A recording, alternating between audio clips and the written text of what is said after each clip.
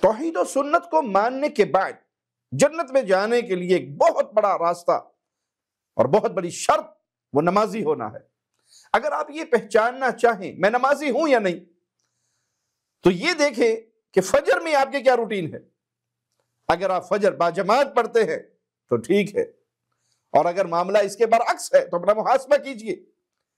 بعض اوقات بندہ فارغ ہوتا ہے، مغرب کی نماز پہ فارغ ہے، نماز پڑھ لی، عشاء کی نماز پہ نماز پڑھ لی، دیگر نمازیں ظہر اثر کی ڈیوٹی پر ہے وہاں پڑھ لی، لیکن فجر کے وقت نہ تو ڈیوٹی ہے اور نہ ہی بندہ فارغ ہے، انسان سویا ہوا بھی ہے اور نیند کے ساتھ سستی بھی ہوتی ہے۔